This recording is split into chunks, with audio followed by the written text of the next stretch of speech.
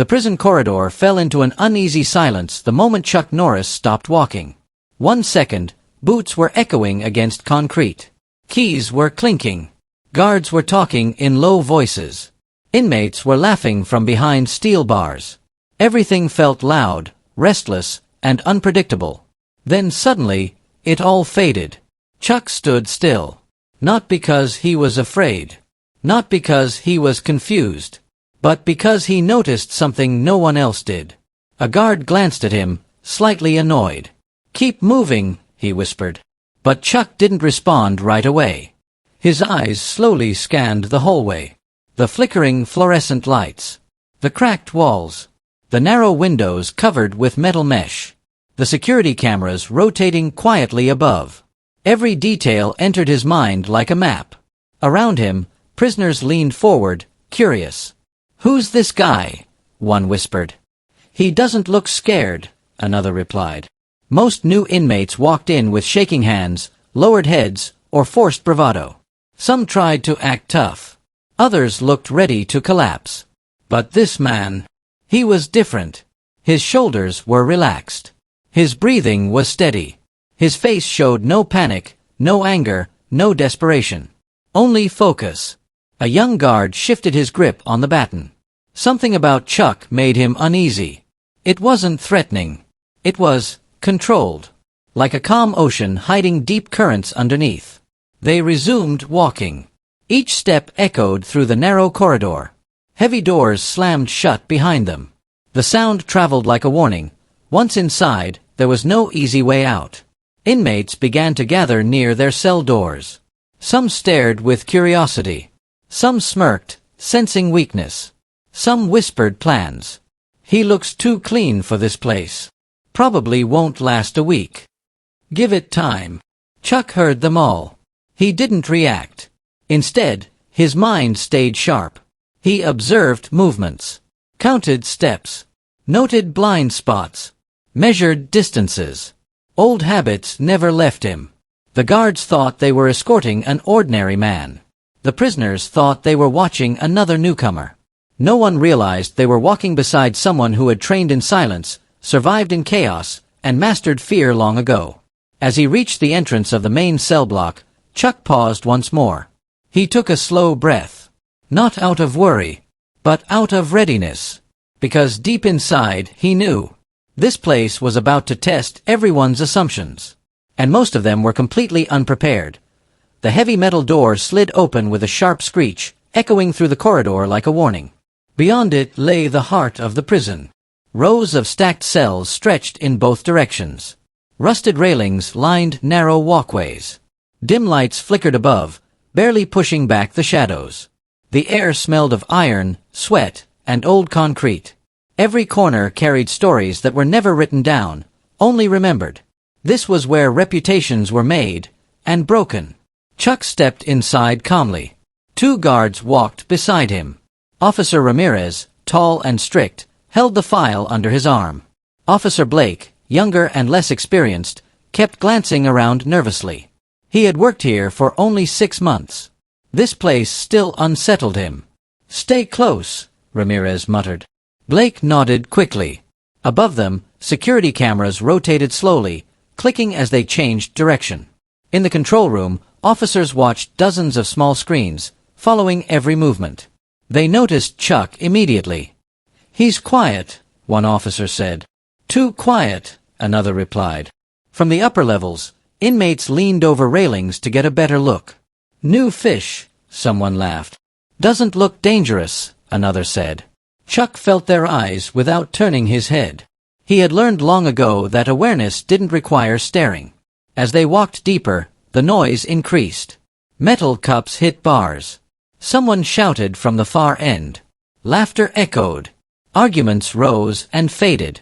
Somewhere, a radio played softly, barely audible beneath the chaos. Yet through it all, Chuck remained centered. His pace never changed. His hands stayed relaxed. His eyes quietly took in every detail. He noticed which guards looked alert, and which were tired. Which inmates commanded respect, and which followed. Where shadows gathered, and where light revealed everything.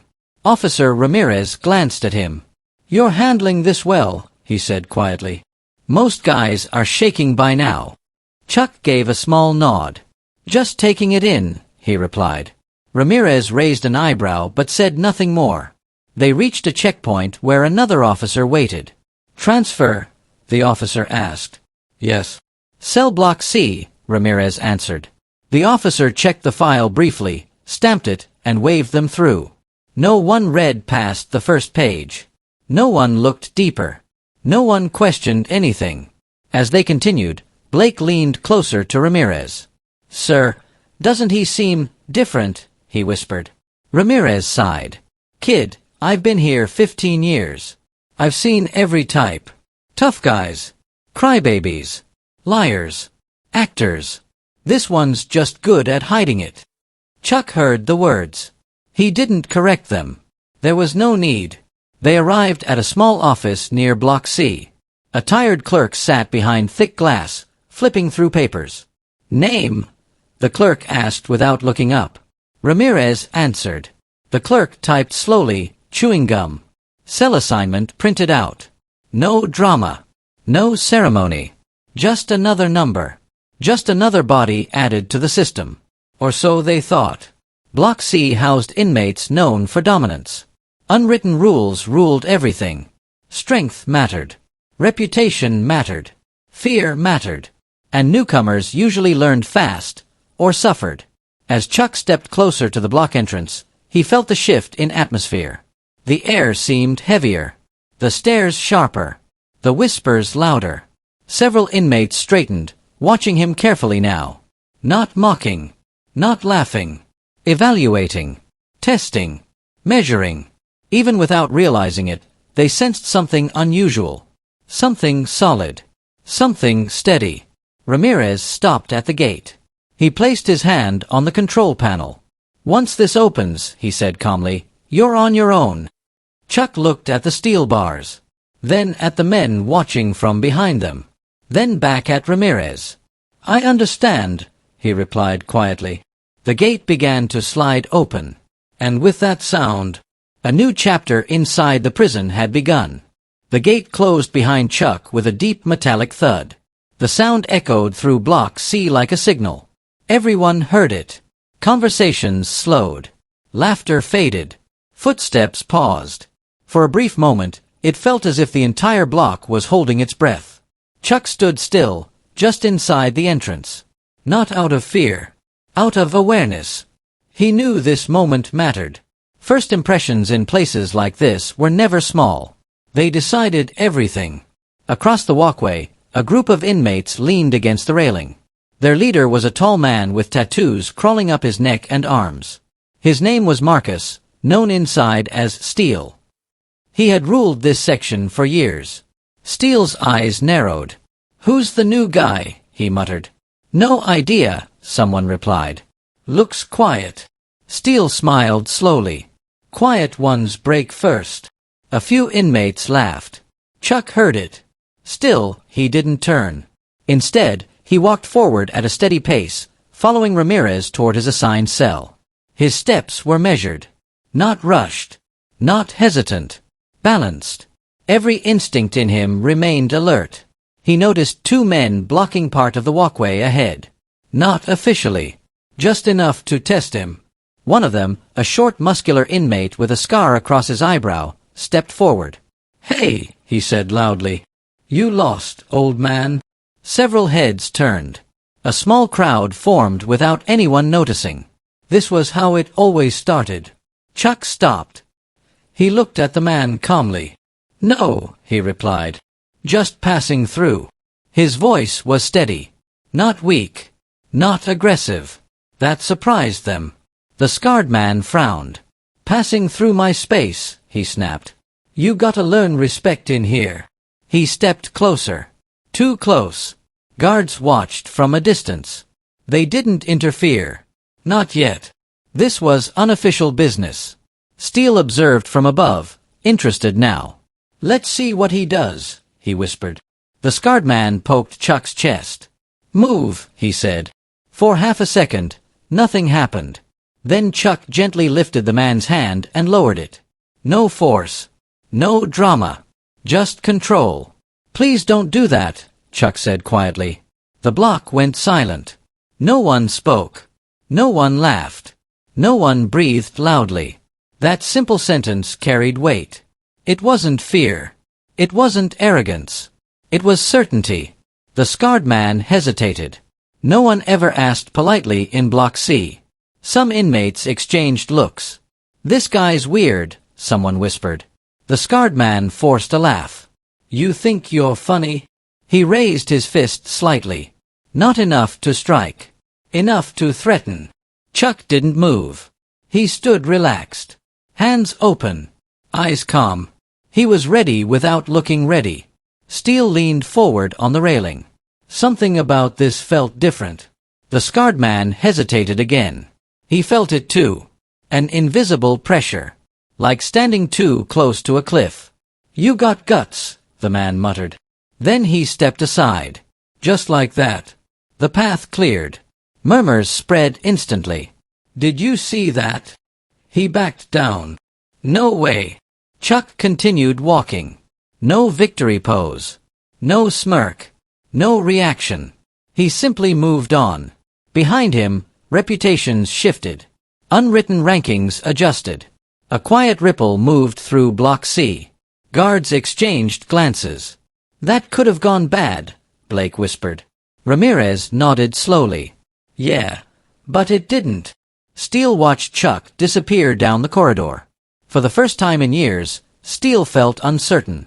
"This one," he said softly, "isn't normal." Chuck reached his cell and stopped. The door buzzed. It slid open. As he stepped inside, he knew one thing for sure. The test had only begun. And everyone was watching.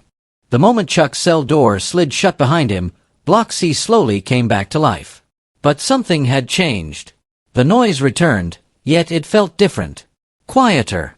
More careful. Like everyone was speaking a little lower than before, without realizing why. Inmates leaned closer to their cell bars. Some whispered. Some stared. Some replayed the moment in their minds. "Did you see how he moved? He didn't even flinch. That guy backed off like he saw a ghost." From the upper level, Steele remained still, his arms resting on the railing. His sharp eyes followed Chuck's cell. He didn't like mysteries. And Chuck was becoming one. Across the block, small groups formed naturally. Near the showers, 3 inmates talked in low voices. "That wasn't normal," one said. "Yeah, Scar never backs down," another replied. "Maybe he's sick," the third joked weakly. But none of them laughed. Near the cafeteria corner, another group watched quietly. "I've been here 8 years, a thin inmate said. "I've never seen someone walk through Scar like that." "Without even touching him," another added. Meanwhile, guards in the control booth replayed camera footage. Blake leaned closer to the screen. "Look," he said. He didn't tense up. Most guys get stiff when they're scared. Ramirez folded his arms. "He wasn't scared," he replied. Blake frowned. "Then what was he?" Ramirez didn't answer. He wasn't sure himself. Inside his cell, Chuck sat calmly on the narrow metal bed. The mattress was thin. The blanket was rough. The air was stale. None of it bothered him. He placed his hands on his knees and closed his eyes briefly. Not to sleep. To center himself. To listen. He heard footsteps. Distant arguments. Keys rattling. Guards changing shifts. Every sound told a story. Every rhythm meant something. This was a new environment. And he was learning it fast. Across the hallway, his cellmate, a middle-aged man named Harris, watched him quietly. Harris had been transferred 3 times. He had seen fighters, bullies, and pretenders. Chuck fit none of those categories. "You knew?" Harris finally asked. Chuck opened his eyes. "Yes," he replied. Harris hesitated. Earlier, with Scar, most people would have been in the infirmary by now. Chuck shrugged slightly. "I didn't want trouble." Harris laughed softly. "In here, trouble finds you." Chuck looked at him. "Only if you invite it," he said. Harris studied him. Something in that sentence felt real. Later that evening, dinner trays slid through slots. Metal clanged. Voices echoed. Inmates gathered. Chuck walked calmly to collect his tray. As he moved through the block, conversations paused again. Eyes followed him. Not hostile. Curious. Respectful. Uncertain. At a nearby table, two men whispered. "That's him. The quiet guy." "Yeah. Don't mess with him." Chuck sat alone. He ate slowly. Methodically. Never rushed. Never distracted. Across the room, Steele observed. He had tested hundreds of men over the years. Some broke fast. Some fought. Some begged. Chuck had done none of those. "He didn't even try to prove himself," Steele murmured. "That's dangerous," his companion replied. Steele nodded. "Exactly." Back in the control room, a supervisor entered. "What's with Block C today?" she asked. "It's unusually calm." Ramirez glanced at the monitors. "New transfer," he said. He changed the temperature. The supervisor raised an eyebrow. "With one conversation." Ramirez watched Chuck on screen. "He didn't even raise his voice," he replied. Night slowly approached. Lights dimmed. Movement slowed. But eyes remained open. In their cells, inmates whispered stories. Some exaggerated. Some imagined. Some speculated. "He used to be military." "No, he's undercover." "He's hiding something." No one knew the truth. But everyone felt it. Chuck wasn't just another inmate. He was an unanswered question. As lights out approached, Chuck lay back on his bed, staring at the ceiling. He remained calm, patient, prepared, because he understood something no one else did yet. Attention was growing. Curiosity was spreading. And sooner or later, someone would try to uncover his secret. The reveal didn't come with flashing lights. It didn't arrive with loud announcements. It came quietly, like everything else about Chuck. 3 days passed. 3 long, watchful days inside Block C. During that time, Chuck followed the same routine. Wake up early. Stretch silently. Observe. Eat calmly. Speak only when necessary. He never complained. Never argued. Never showed frustration. And that, more than anything, made people uneasy. Men who shouted were easy to understand. Men who threatened were predictable. Men who stayed silent, they were dangerous. Steele noticed everything. From his position on the upper tier, he studied Chuck's movements like a chess player watching an opponent. The way he stood near walls. How he chose seats with clear sight lines. How he never turned his back on crowded spaces. These weren't habits.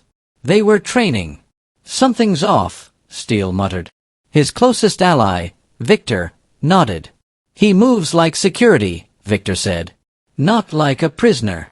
Steele's jaw tightened. "Or like something else." That evening, a fight broke out near the showers. 2 rival inmates argued over supplies. Voices rose. Pushing followed. Fists flew. Guards rushed in. Whistles screamed. Chaos spread. Most inmates backed away. Some watched eagerly. Chuck stood near the wall, observing. When one fighter stumbled backward, he nearly crashed into an elderly inmate who couldn't move fast enough. Before anyone realized it, Chuck stepped forward. He placed one hand on the attacker's shoulder, another on his arm. With a smooth, controlled motion, he redirected him away. No strike. No slam. Just balance. The man lost his footing and fell harmlessly to the ground. The fight stopped. Everyone stared. Guards froze for half a second. Then they rushed in and separated the fighters. "Hey!" one guard shouted at Chuck. "Stay back." Chuck raised his hands calmly. "I was preventing someone from getting hurt," he said. The guard hesitated. He had seen violence. This wasn't it. Later that night, Ramirez filed his report. He paused. Reread his notes. Something wasn't right. No disciplinary issues. No aggression. Yet multiple incidents where Chuck had controlled situations. Ramirez leaned back. "Where did you learn that?" he whispered to himself. Curiosity won. He accessed the internal database. Transfers sometimes came with sealed histories. Chuck's file had one.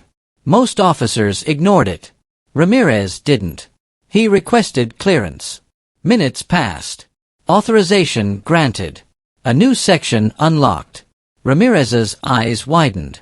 Training records, classified. Operations, restricted. Affiliation, Special Forces, retired. Clearance level, Delta Tier. He read it again. Slowly, carefully. "This can't be real," he muttered. Chuck Norris. Former elite operator. Decades of experience. International missions.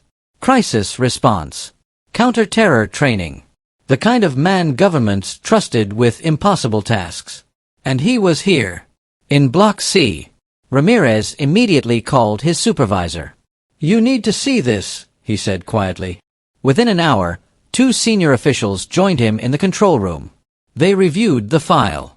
No jokes. No comments. Just silence. "He was never meant to be treated like a regular inmate," one finally said. "Then why is he here?" another asked. "Witness protection.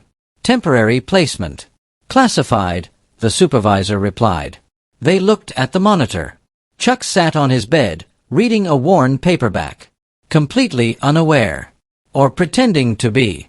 Steele, meanwhile, had gathered information.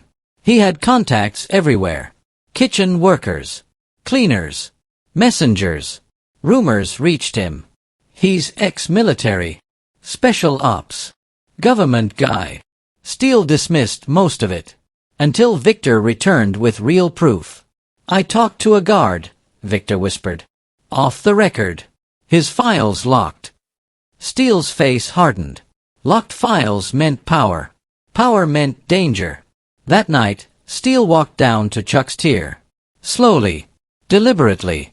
He stopped outside Chuck's cell. "People say you're hiding something," Steele said. Chuck looked up calmly. "People talk," he replied. Steele leaned closer. "You saved that old man. Stopped that fight. Didn't even try to look tough." Chuck met his eyes. "I don't need to," he said quietly. For a long moment, neither spoke. Steele finally stepped back. "You're not here by accident," he said. Chuck didn't deny it. He didn't confirm it. He simply said, "I'm here to get through my time peacefully." Steele nodded slowly. For the first time, he understood. This wasn't prey. This wasn't competition. This was a professional. A man who had lived in danger longer than most had lived in freedom. From that moment on, word spread differently. Not exaggerated. Not mocking. Respectful. Careful. Chuck Norris wasn't just quiet. He was Delta. And Block C would never see him the same way again. After the truth quietly spread through Block C, something remarkable happened. There was no explosion of drama. No sudden fear. No chaos. Instead, there was calm. A different kind of calm. The kind that comes when people finally understand who they are dealing with. Chuck didn't change. Not even a little. He still woke up early. Still exercised quietly. Still spoke politely. Still avoided conflict. But everyone else did. Inmates who once whispered now nodded in respect. Those who used to test newcomers kept their distance. Arguments ended faster. Small conflicts were settled with words instead of fists. Not because people were scared, but because they trusted him. Harris noticed it first. One afternoon, as they sat on their bunks, he shook his head slowly. "You know," he said, "before you came, this place was always tense. Always ready to explode." Chuck looked up from his book. "And now?" he asked. Harris smiled. "Now it feels balanced." Chuck considered that. "Balance matters," he replied. Word spread beyond Block C. Other units began hearing stories. A quiet guy stopped 3 fights without throwing a punch. He talks like a teacher. He listens more than he speaks. Soon, inmates from other blocks requested transfers. Not to challenge him. To learn from him. Some wanted advice. Others wanted discipline. A few simply wanted peace. One evening, a young inmate named Leo approached him nervously. Leo had been in and out of trouble since his teens. Anger controlled him. Fear followed him. "Mr. Norris," he said quietly, "how do you stay so calm in here?" Chuck closed his book. "Sit," he said. Leo obeyed. Chuck spoke softly. "When you faced real danger, you learned something," he said. "Most problems aren't worth losing control over." Leo frowned. "But people disrespect you," he said. "They push you." Chuck nodded. "Respect starts inside," he replied. "If you have it for yourself, others will feel it." Those words stayed with Leo. Within weeks, his behavior changed. Fewer fights. More studying. More patience. Guards noticed. So did counselors. Soon, others followed. Ramirez watched it all with amazement. During a late shift, he said to Blake, "He's doing more for rehabilitation than half our programs." Blake nodded. "And he's not even trying." Chuck also worked quietly with staff. He suggested better routines, safer schedules, simple ways to reduce tension.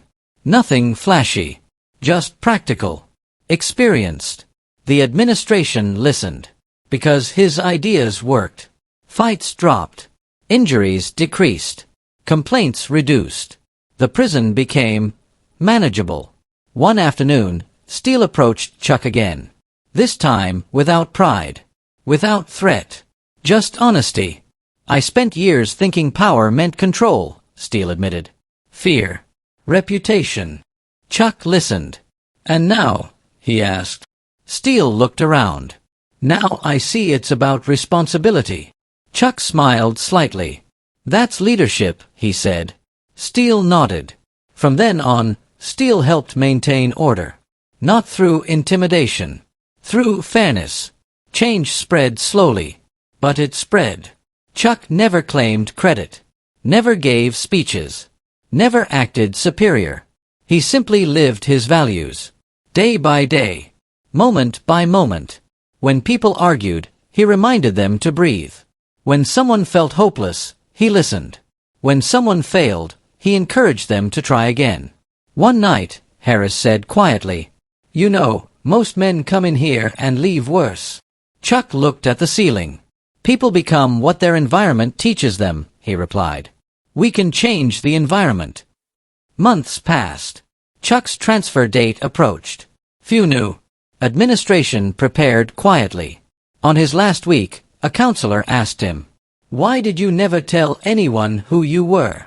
Chuck thought for a moment. "Because titles don't change character," he answered. "Actions do." On his final night, Block C was silent. Not tense. Respectful. Men stood at their doors as he walked past. Some nodded. Some whispered thanks. Some simply watched. Leo called out softly, "I won't forget what you taught me." Chuck smiled. "Teach someone else," he replied. As he exited the block for the last time, Ramirez stood at attention. Not by order. By choice. "You changed this place," Ramirez said. Chuck shook his head. "They changed themselves," he replied. And that was the real lesson. True strength doesn't dominate. It doesn't threaten. It doesn't demand attention. True strength builds others. Quietly. Consistently. With integrity. And long after Chuck left, Block C remembered. The morning Chuck Norris left Block C arrived quietly. No announcement was made. No sirens sounded. No crowd gathered. Yet somehow, everyone knew. Word had traveled through whispers, glances, and shared looks. By sunrise, most inmates were already awake, sitting on their bunks, waiting. Not out of curiosity. Out of respect. Chuck packed his few belongings carefully. A folded blanket. 2 books. A pair of worn shoes. Nothing more. He stood for a moment in his cell, looking around. The cold walls. The narrow window. The steel bars. To most people, this place represented loss. To him, it had become a classroom. A place where strength had been tested, and proven in the quietest way. Harris watched him from the lower bunk. "So, this is it," Harris said softly. Chuck nodded. "Looks like it." Harris hesitated. "You know," he said, "before you came here, I thought this place would finish me." Chuck looked at him. "And now?" Harris smiled. "Now I think I might finish stronger than I started." Chuck placed a hand on his shoulder. "That's all that matters." Outside, the gates began to open. Guards prepared the transfer. Ramirez stood nearby, unusually silent. Blake shifted nervously. Neither of them treated Chuck like an inmate anymore. They treated him like a colleague, like a mentor, like someone who had changed them. "Ready?" Ramirez asked. Chuck picked up his bag. "Yes." As he stepped into the corridor, something unexpected happened. Cell doors opened. One by one. Men stood at attention. Not by command. By choice. Some nodded. Some placed a hand on their chest. Some whispered quiet prayers. Steele stood at the railing above. He cleared his throat. "Hey," he called out. Chuck stopped and looked up. Steele spoke carefully. "I spent years trying to be feared," he said. "You taught me how to be respected." Chuck replied simply, "Pass it on." Leo ran forward. "Sir," he said. Chuck smiled. "I told you not to call me that." Leo laughed nervously. I'm starting classes. Ged. Next month." "That's good," Chuck said. "Because of you," Leo added. Chuck shook his head. "Because of you." The walk to the exit felt longer than usual. Not because of distance. Because of memories. Every step carried a story. Every corner held a moment. Moments of restraint. Moments of wisdom. Moments of quiet courage. As they reached the final gate, the supervisor waited. "Mr. Norris," she said, "you're cleared." Chuck paused. He turned back. He looked at Block C. At the men watching. At the guards standing straighter. At a place once filled with chaos. Now filled with hope. "Take care of each other," he said. That was all. The gate opened. And he walked out. Sunlight touched his face. Fresh air filled his lungs. Freedom greeted him. But inside Block C, something even greater remained. A legacy. Weeks passed. Then months. Yet Chuck's presence never truly left. Arguments were still settled calmly. Young inmates were mentored. Fights were avoided. Study groups formed. Counseling attendance increased. Respect replaced fear. Ramirez was promoted. Blake became a training officer. Steele became a mediator. Leo earned his certificate. All because one man had shown them a different way. No speeches. No headlines. No recognition. Just impact. And now, this story reaches you. Sitting wherever you are. Watching. Listening. Reflecting. Maybe you're facing pressure. Maybe you're in conflict. Maybe you feel misunderstood. Maybe you feel stuck. Chuck's story reminds us of something powerful. You don't need to be loud to be strong. You don't need to be cruel to be respected. You don't need to dominate to lead. Real power lives in discipline. Real confidence lives in calm. Real leadership lives in service. So now, let me ask you. Backhand index pointing right, which part of Chuck's journey inspired you the most? Backhand index pointing right, was it his silence? Backhand index pointing right, his patience? Backhand index pointing right, his humility? Backhand index pointing right, his influence? Tell me in the comments. Your voice matters. And if this story moved you, if it reminded you to stay strong without becoming hard, if it encouraged you to lead without ego, then type respect in the comments. Share this with someone who needs motivation. Subscribe for more real-life inspired stories. Because sometimes, the greatest heroes are the ones who never ask to be noticed. They simply change lives. Quietly. Powerfully. Forever.